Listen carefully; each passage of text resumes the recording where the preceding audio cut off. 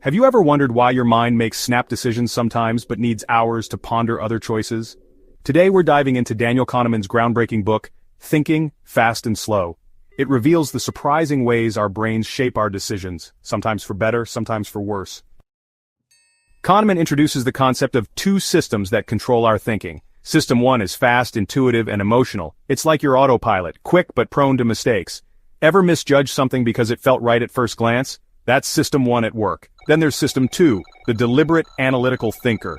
It's logical but lazy, often staying in the background unless forced to take over.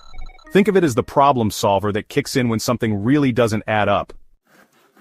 This dynamic explains how cognitive biases creep into our decisions. Kahneman describes how mental shortcuts or heuristics help us make quick judgments but can also lead us astray.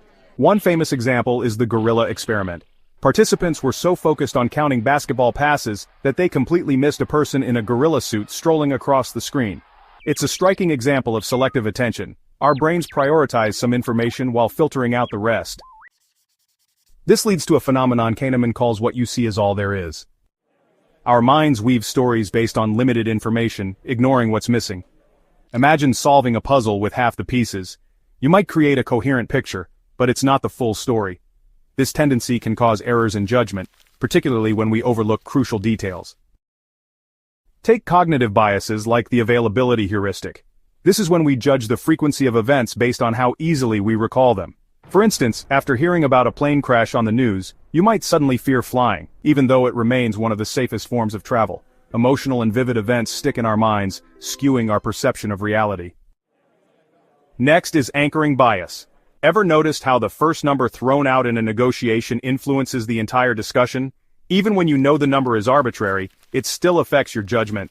Kahneman's research shows that we unconsciously latch onto these reference points. Another trap is the representativeness heuristic. We often judge people or events based on how well they fit stereotypes, ignoring statistical realities. Kahneman illustrates this with the so-called Linda problem.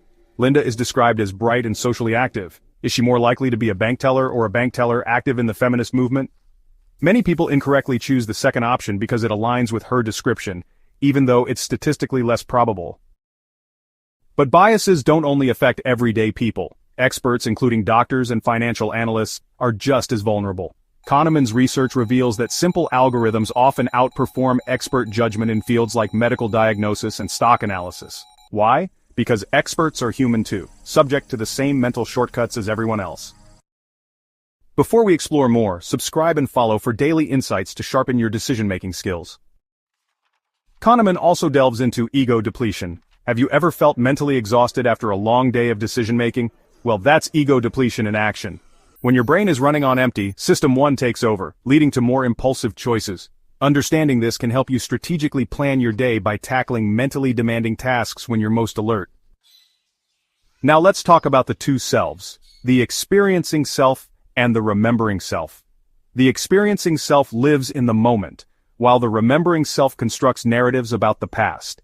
Interestingly, our future decisions are heavily influenced by how we remember events, not how we experience them. Kahneman highlights the peak end rule. Our memories are shaped by the most intense moment and the ending of an experience. This explains why a roller coaster with a thrilling start and finish may feel unforgettable, even if most of the ride was uneventful. Finally, Kahneman introduces prospect theory, which examines how we make decisions under risk. He explains loss aversion. Losses hurt more than equivalent gains feel good. For example, losing $100 feels much worse than gaining $100 feels rewarding. This fear of loss drives many irrational behaviors, like clinging to losing investments or avoiding risks that might pay off. Understanding these concepts equips us to make more rational choices. By recognizing the biases at play, we can slow down, engage System 2, and evaluate situations more carefully.